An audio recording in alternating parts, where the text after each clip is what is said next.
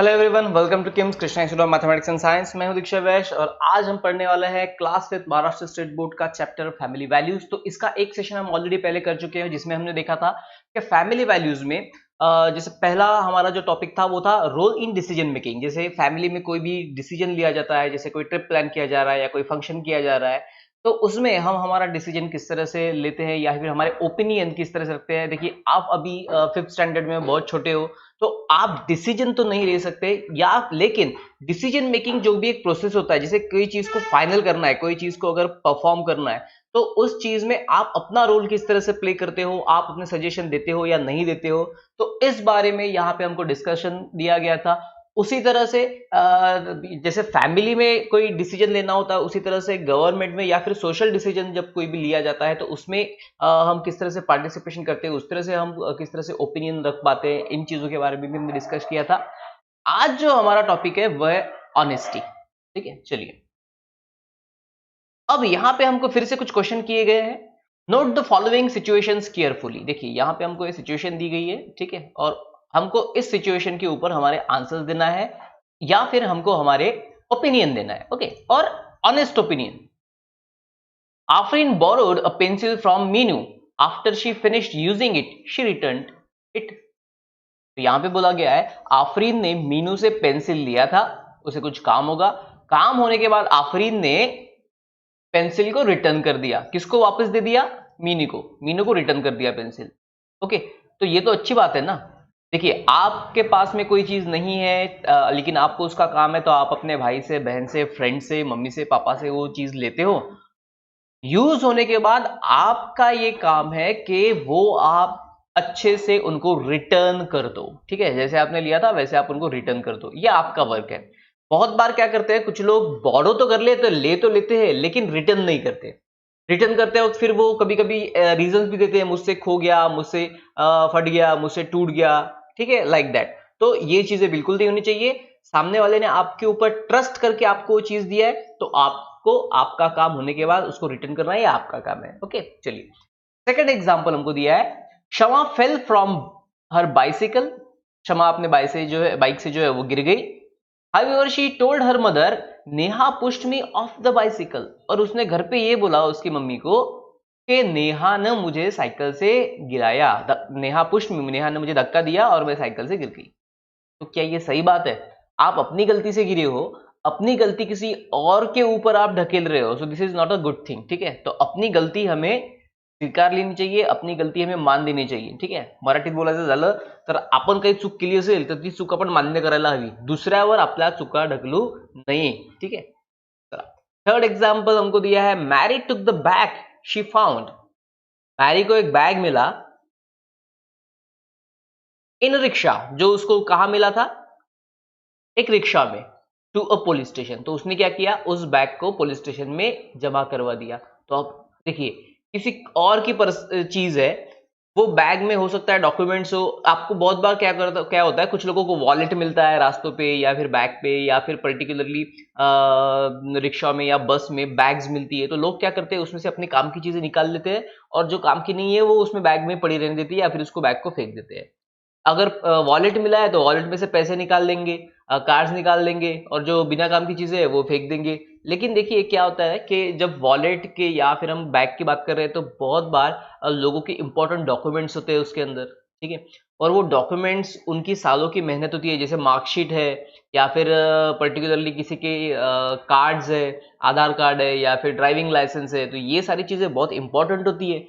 तो ये उनके पास अगर नहीं है तो उनको आगे जाके प्रॉब्लम हो सकती है। तो हमारा काम ये है कि अगर हमको ऐसा कुछ मिलता है तो वो पुलिस स्टेशन में जाके जमा करवाए। ठीक है, ना कि अपनी काम की चीजें निकाल के उनको फेंक दे। Okay, this is not the good thing. लेकिन मैरी ने यहाँ पे बहुत अच्छा काम किया। उसने क्या किया, जो उसे मिला था वो रिटर्न करवा दिया। तो इससे हमको क्या पता चलता है? ऑनेस्टी मतलब मराठी में अगर उसको बोलेंगे तो प्रामाणिकपना। ठीक है, और डिसऑनेस्ट बिहेवियर मतलब अप्रामाणिकपना। ठीक है, तो यहाँ पे शमा ने जो किया था वो डिसऑनेस्टी था, लेकिन आफरीन और मैरी ने जो किया that is the honesty. Okay, चलिए तो देखते हैं effect of honest and dishonest behaviour.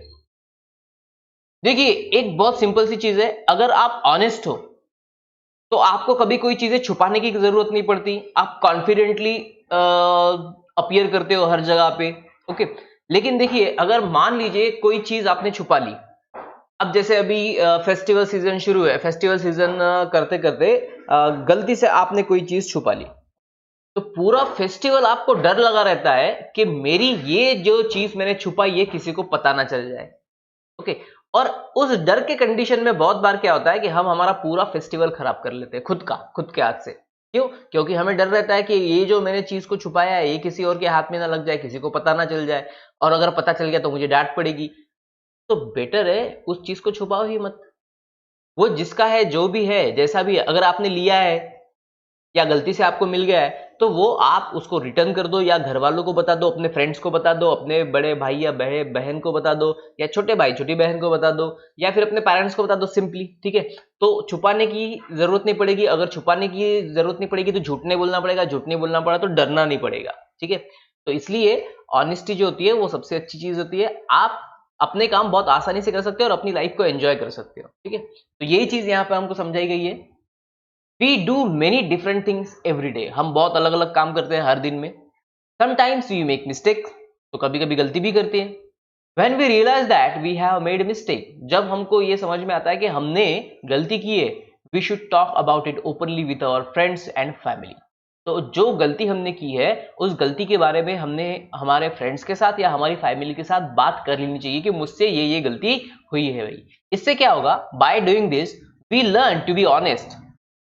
इससे ये होगा कि हम ऑनेस्ट रहेंगे, प्रामाणिक रहेंगे, and find way to correct our mistake. और हमें हमारी जो गलती है उसे सुधारने का मौका मिलेगा, रास्ते मिलेंगे। ठीक है। अलग अलग फ्रेंड्स जो है या फिर हमारी फैमिली जो है एक प्रॉपर सजेशन हमको देगी कि ठीक है, तुमने जो गलती की है तुम इस तरह से उसको सुधार सकते हो। लेकिन अगर हम नहीं बताएंगे और उस गलती को छुपाने की कोशिश करेंगे तो क्या होगा? जैसे मैंने अभी बोला, हमको झूठ बोलना पड़ेगा। झूठ बोलना पड़ेगा तो हमको हमेशा डर लगा रहेगा और हम हमारा कॉन्फिडेंस खोते जाएंगे। ठीक है। तो ये गलती कभी भी नहीं करना। It is also necessary to be honest and sincere in our work. और सिर्फ इतना ही नहीं, हमें जो भी हमारा काम करना है उस काम में हमें ऑनेस्ट रहना है और सिंसियर भी रहना है। ठीक है। ऑनेस्ट मतलब प्रामाणिकपना, ये तो हमको पता है। ठीक है। सिंसियर मतलब उस काम के बारे में सीरियस रहना है, उसको अच्छे से करना है, उसको जिम्मेदारी रिस्पॉन्सिबिलिटी के साथ पूरा करना है। ठीक है। We must try hard to keep the trust in any relationship and never cheat. कोई भी तरह का रिलेशनशिप है, जैसे हमारे भाई बहन है या फिर फ्रेंड्स है या माता पिता है, तो इन जितने भी रिलेशंस है, जो भी रिलेशंस है, इसमें हमेशा हमें विश्वास बनाए रखना है। कभी चीटिंग नहीं करनी है। ठीक है। किसी को हर्ट नहीं करना है, किसी के बारे में झूठ नहीं बोलना है, किसी के रिलेशन को डिस्टर्ब नहीं करना है। अगर ऐसा करेंगे, इफ वी आर ऑनेस्ट, अगर हम ऑनेस्ट है, प्रामाणिक है, we do not have to be afraid. अगर हम ऑनेस्ट है ना तो हमको डरने की जरूरत नहीं है। वही मैं देखिए आपको इतनी देर से बता रहा था। But if we are dishonest, लेकिन अगर हम गलतियां कर रहे हैं, हम डिसऑनेस्ट है, हम अप्रामाणिक है, we lose our self confidence, तो हम हमारा सेल्फ कॉन्फिडेंस खो देंगे। क्यों खोएंगे सेल्फ कॉन्फिडेंस? क्योंकि हमारे दिमाग में वही चीज चलती रहेगी, मैंने ये चीज छुपाई है तो इसके लिए मैंने बहुत सारे झूठ बोले। मान लीजिए बहुत बार स्टूडेंट्स क्या करते हैं कि अगर एग्जाम में किसी एग्जाम में कम मार्क्स आ गए तो वो ये बात करते हैं कि वो अपने पेरेंट्स से छुपाते हैं, और इस चीज को छुपाने के लिए उनको झूठ बोलना पड़ता है। फिर बहुत बार फ्रेंड्स घर पे आते हैं या बड़े भाई या बड़े बहन को अगर पता है तो वो घर पे बताना दे, इसलिए फिर हम उनको बोलते हैं मेरे घर पे बताना मत, मेरे घर पे बताना मत। और हमें ये हमेशा डर लगाता होता है कि ये हमारे अगर घर पे बता देगा तो हमारी पोल खुल जाएगी और हमारे घर पे हमारी पिटाई हो जाएगी या फिर हमको डांट पड़ेगी। ठीक है। तो और इस चक्कर में हम हमेशा डरे डरे सहमे सहमे रहते हैं। तो इस चीज को ध्यान में रखिएगा कि डिसऑनेस्ट बिल्कुल भी नहीं रहना है, डिसऑनेस्टी बिल्कुल भी नहीं करना है, मतलब अप्रामाणिक नहीं रहना है। जो भी गलती हुई है, जो भी चीजें है वो घर पे बता दीजिए। आपको किसी और से डरने की जरूरत नहीं पड़ेगी। ठीक है। We must be honest at home as well as in public. हमें घर पे तो ऑनेस्ट रहना ही है, लेकिन साथ साथ इन पब्लिक मतलब बाकी सब लोगों के साथ भी ऑनेस्ट रहना है। Everyone respect an honest person, honesty और स्ट्रेंथ। और हर कोई, अगर आप सच बोलोगे हमेशा तो आपकी रिस्पेक्ट की जाएगी। और honesty is the strength. Honesty एक ताकत होती है, एक ऑनेस्टी जो है वो बहुत अच्छी चीज होती है, लोग बहुत ज्यादा रिस्पेक्ट करते हैं। इसका एग्जाम्पल देते हुए हमको टेक्स्ट बुक में ये बताया गया है कि 2011 के वर्ल्ड कप में सचिन तेंदुलकर एक मैच में आउट हो गए थे। ठीक है। वेस्ट इंडीज के साथ वो मैच था, उसमें वो आउट हो गए थे, लेकिन अंपायर ने उन्हें आउट नहीं दिया। देखिए यहाँ पे दिया है, मेंशन किया है हमको टेक्स्ट बुक में। In 2011, during a cricket match between India and West Indies, a bowler caught Sachin Tendulkar right at the beginning of the match. तो मैच की शुरुआत में सचिन तेंदुलकर उसमें आउट हो गए थे। बॉलर ने अपील किया, लेकिन क्या हुआ कि अंपायर को ऐसा लगा कि बॉल बैट को नहीं लगाया और अंपायर ने नॉट आउट दे दिया। लेकिन सचिन तेंदुलकर ने क्या किया, सचिन तेंदुलकर खुद से ही पवेलियन की तरफ लौटना शुरू कर दिया। मतलब उन्होंने अपने आप को सेल्फ डिक्लेयर कर दिया कि वो आउट है, जबकि अंपायर ने उन्हें नॉट आउट दिया गया था। और ये पहली बार नहीं हुआ है, सचिन तेंदुलकर ने ये चीज पहली बार नहीं की है, बार बार वो अपने करियर में थ्रू आउट द करियर में करते आए हैं। और यहां पे हमको सचिन तेंदुलकर का एग्जांपल दिया है, ऐसे बहुत सारे क्रिकेटर्स है या ऐसे बहुत सारे स्पोर्ट्समैन है कि जो बहुत ही ऑनेस्टली क्रिकेट खेलते हैं। ठीक है, कुछ नाम अब जहां तक मुझे पता है तो एक MS धोनी है, ठीक है, जो फिलहाल करंटली खेल रहे हैं, अभी तो रिटायर्ड हो चुके हैं, लेकिन बाकी क्रिकेट्स में वो खेल रहे हैं। तो वो भी बहुत ऑनेस्ट है, उनको भी बहुत बार नॉट आउट दिया जाता है, लेकिन वो बिना अपना कुछ किए चले जाते हैं। एक और नाम है एडम गिलक्रिस्ट, ठीक है, जो कि ऑस्ट्रेलिया से, ऑस्ट्रेलिया जो टीम है बहुत ज्यादा चीटर टीम मानी जाती है, ठीक है, लेकिन फिर भी उसमें से एडम गिलक्रिस्ट जो है वो बहुत ऑनेस्ट प्लेयर थे। 2 से 3 मैचेस में मैंने ऐसा देखा है उनको कि उनको नॉट आउट दिया गया था, लेकिन वो चले जाते हैं। ठीक है, तो ऐसे बहुत सारे लोग हैं और ये शुरुआत जो थी, ये शुरुआत की है सचिन तेंदुलकर। ठीक है, तो ये बहुत अच्छी बात है।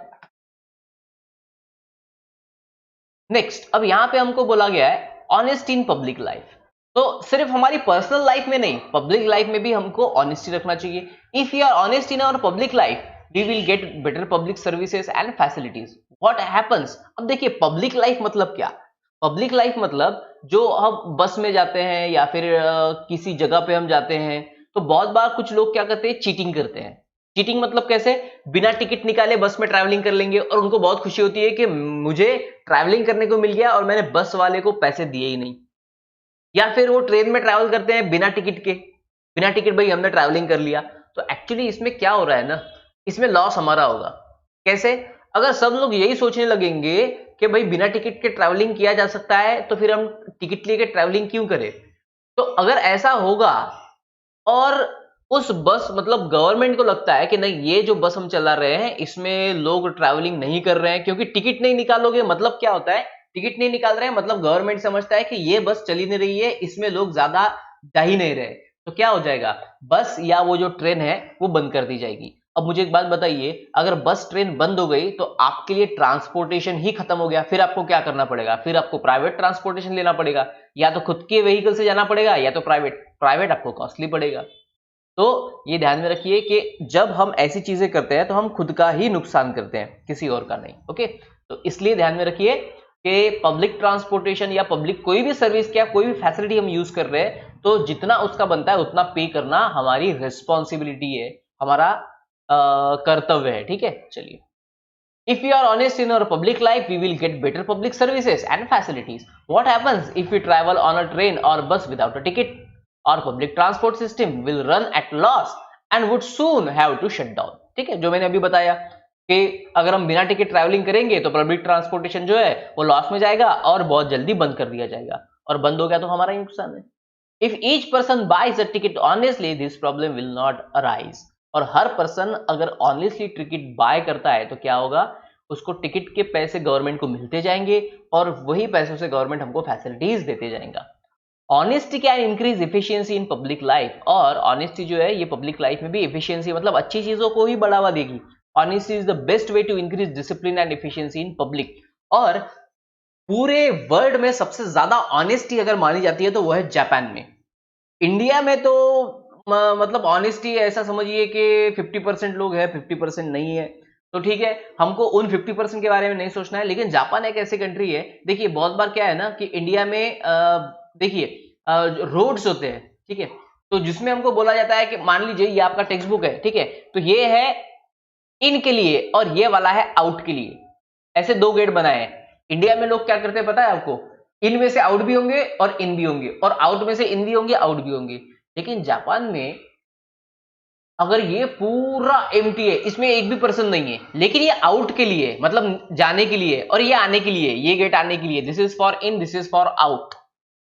तो यहाँ कितनी भी भीड़ हो, लोग इसी में से आएंगे, एक भी पर्सन इसमें से नहीं घुसेगा।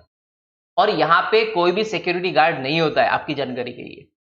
तो इतने रूल्स और रेगुलेशन वो लोग फॉलो करते हैं, ठीक है। और ये जापान उस कंट्री में है जहां पे 1945 की ड्यूरेशन के अंदर दो न्यूक्लियर बॉम्ब्स डाले गए थे, हिरोशिमा और नागासाकी में, ठीक है। तो देखिए, वो कंट्री इसलिए डेवलप है क्योंकि वहां की जो पब्लिक है, वहां के जो पीपल्स है, वो बहुत ऑनेस्ट है। अगर हम ऑनेस्टली सब कुछ काम करना शुरू करें, सिर्फ 1 या 2% नहीं, ऑल ओवर द इंडिया जो है, ये सारे ऑनेस्टली अगर वर्क करना शुरू करे, तो हमको आगे बढ़ने से कोई नहीं रोक सकता। लेकिन प्रॉब्लम वही है कि हम इनडिसिप्लिन्ड है, एफिशिएंट नहीं है। ओके, तो इसके लिए हमें अपने अंदर का ऑनेस्टी डेवलप करना जरूरी है, और यही चीज बताने के लिए चैप्टर टेक्स्ट बुक में आपको ये चीजें डाली गई है, ठीक है। चलिए, एडवांटेजेस ऑफ कोऑपरेशन। अब कोऑपरेशन चीज क्या है? कोऑपरेशन मतलब एक दूसरे की मदद करना। देखिए, बहुत बार क्या होता है, आप स्कूल में नहीं जाते हो, नहीं जा पाते हो, कभी बीमार गिर जाते हो, या कभी किसी काम की वजह से आपको घर में रुकना पड़ता है, तो ऐसे में आपका जो स्टडी है वो छूट जाता है। तो आप क्या करते हो, आप अपने फ्रेंड के बुक्स लाते हो, उनमें से जो कुछ भी आपका स्टडी लॉस हुआ है वो कवर अप करते हो, ठीक है। तो इसका मतलब आपके फ्रेंड ने आपकी हेल्प की है, मतलब उसने आपको कोऑपरेट किया है। तो आपका भी ये फर्ज है कि जब वो किसी दिन अपसेंट है या अगर उसे कोई प्रॉब्लम है, तो आप उसको कोऑपरेशन करो। और कोऑपरेशन में मतलब सहकार, कोऑपरेशन का मतलब होता है सहकार्य करना, ठीक है। तो अगर ऐसा हम करते हैं तो क्या होगा, इसमें हम सबका फायदा है। इसी से टीम वर्क, इसको टीम वर्क भी बोलते हैं, ठीक है, बहुत बार, ठीक है। टीम स्पोर्ट्स जो रहता है या टीम वर्क जो होता है, टीम वर्क में अगर आप देखोगे फुटबॉल, अगर आप देखोगे तो फुटबॉल किसी एक प्लेयर का काम नहीं है, ठीक है। फुटबॉल में पूरा टीम, कोई भी क्रिकेट जो स्पोर्ट्स है, जो इंडिविजुअल स्पोर्ट्स नहीं, जो कि पर्टिकुलर टीम में खेले जाते हैं, तो उसमें टीम, अगर पूरा टीम परफॉर्म करता है तभी गेम जीता जा सकता है। मान लीजिए कि कोई एक जैसे फुटबॉल में होता है, फुटबॉल में एक स्ट्राइकर होता है, एक डिफेंडर होता है, ठीक है, और गोलकीपर होता है। तो गोलकीपर का काम है कि आने वाले गोल्स को रोकना, गोल की तरफ, नेट में आने के भी, ये नेट है मान लीजिए, और यहां पे गोलकीपर है, तो गोलकीपर का काम है कि इस नेट में आने वाली बॉल्स को रोकना। लेकिन उसके पहले जो काम है वो काम होता है डिफेंडर का। तो इस ग्राउंड में यहां पर डिफेंडर उसका काम होता है कि यहां तक जाने ना दे, यहीं से वापस भेज दे। और यहां से स्ट्राइकर का काम शुरू होता है। तो यहां पे स्ट्राइकर है, तो स्ट्राइकर का काम है कि सामने वाले के गोल में बॉल को लेके जाना, ठीक है। इस तरह से पूरा उनका पोजीशन और इस तरह से उनका काम डिफाइन किया जाता है। लेकिन मान लीजिए कि डिफेंडर बोल दे कि नहीं, हम तो हमारा काम करेंगे ही नहीं, तो अगर डिफेंडर काम नहीं करेंगे तो प्रॉब्लम क्या होगा, इधर गोल होते जाएंगे, क्योंकि गोलकीपर का काम जो है वो रोकना है, वो अपनी तरफ से ऑनेस्टली वर्क करेगा। लेकिन ये लोग अगर काम नहीं करेंगे तो गोल होते जाएंगे। और दूसरा प्रॉब्लम ये है कि इन लोगों का काम सिर्फ बॉल को इधर आने से रोकना नहीं होता है, सामने ले जाना भी होता है, स्ट्राइकर के पास देना भी होता है, ठीक है। और फिर स्ट्राइकर के पास बॉल आएगा ही नहीं तो वो दूसरे के गोल, नेट में गोल नहीं कर पाएंगे, ठीक है। तो ये जो गलतियां हैं, ठीक है, तो इस गलतियों से टीम हारती है बहुत बार। तो इसलिए हम बोलते हैं कि कोऑपरेशन मतलब सहकार्य जरूरी है, ठीक है। और फिर वो गेम हो या फिर कोई पब्लिक वर्क हो। ओके, चलिए, जैसे हम अगर बात करें फैमिली फंक्शन में, तो हमने फैमिली फंक्शन के बारे में बात की थी। तो फैमिली फंक्शन में हर कोई अपना योगदान देता है।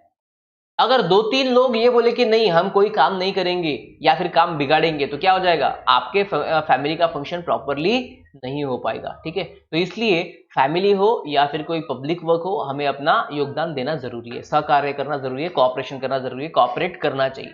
तो in a family we cooperate with each other. Similarly, in team sports, the more the player cooperate with one another, the better is their game.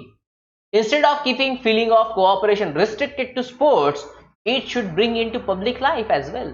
तो वही मैंने बताया कि सिर्फ फैमिली में या गेम्स में ही हमको इस कोऑपरेशन को रेस्ट्रिक्ट नहीं करना चाहिए, मतलब वहां तक के लिए नहीं सोचना चाहिए, पब्लिकली भी इसको यूज करते आना चाहिए। पब्लिकली कैसे यूज करेंगे भाई, पब्लिकली यूज करना मतलब क्या, कि वहां पे हमको, जैसे मान लीजिए गवर्नमेंट कोई स्कीम अप्लाई कर रहा है या गवर्नमेंट कोई काम कर रहा है, तो लोग उसमें अड़थड़ा अप्लाई करते हैं, या फिर लोग क्या करते हैं बीच बीच में काम के, नहीं ये काम ऐसा होना चाहिए, ये काम ऐसा होना चाहिए। तो हमें हर चीज को कोऑपरेट, जैसे अभी गवर्नमेंट ने क्लीन इंडिया का मिशन अप्लाई किया था, ठीक है। तो मोस्ट ऑफ द लोग क्या कर रहे हैं, अभी भी लोग कचरा सड़कों पे फेंक रहे हैं, घर के पीछे फेंक रहे हैं, तो क्या क्लीननेस हुआ है? नहीं हुआ है। Okay, Indore is the only city in India जो कंटिन्यूअसली रैंक 1 पर है फॉर क्लीननेस। क्यों भाई, बाकी सिटीज क्यों नहीं है? तो बाकी सिटीज में क्या है, तो बाकी सिटीज में अब क्लीननेस रखने के लिए वहां पे कोई गवर्नमेंट तो नहीं आएगी, ना स्टेट गवर्नमेंट आ रहा है ना ही सेंट्रल गवर्नमेंट आ रहा है, ठीक है। तो वो किसने किया है? वो वहां के लोगों ने किया है। तो ये हमारा काम है, हमारे शहर, हमारे गांव, हमारे एरिया को क्लीन रखने का जो काम है ये हमको करना पड़ेगा, कोई बाहर का आके नहीं करने वाला, ठीक है। तो इसलिए देखिए, कॉपरेशन में बहुत ताकत होती है। तो कॉपरेशन हर चीज में, तो जैसे ये एक पब्लिक वर्क हो गया, ओके, तो पब्लिक के लिए भी हमको कॉपरेट करना चाहिए। Everyone needs to cooperate in public life, we too, हमको भी need the help of others, हमको भी किसी दूसरों की मदद लगती है। Fairs, rallies and other such gatherings can only be arranged successfully with we cooperate with one another. Fairs मतलब मराठी में हम उनको मराठी मध्ये आपण त्याला यात्रा म्हणतो, कुठली यात्रा जर अरेंज करायची असेल, जत्रा यात्रा, ठीक है, या फिर रैलीज निकालनी होंगी, तो इसके लिए कॉपरेशन की जरूरत है, कोई एक पर्सन ये नहीं कर सकता, ठीक है। चलिए, तो ये था, आज हमने देखा है ऑनेस्टी और कॉपरेशन। तो यहाँ पे मैं इस सेशन को स्टॉप करता हूँ, नेक्स्ट सेशन में हम इसके आगे के पार्ट को डिस्कस करें। ओके, चलिए रुकते हैं यहाँ पे, देखेंगे नेक्स्ट सेशन। Thank you.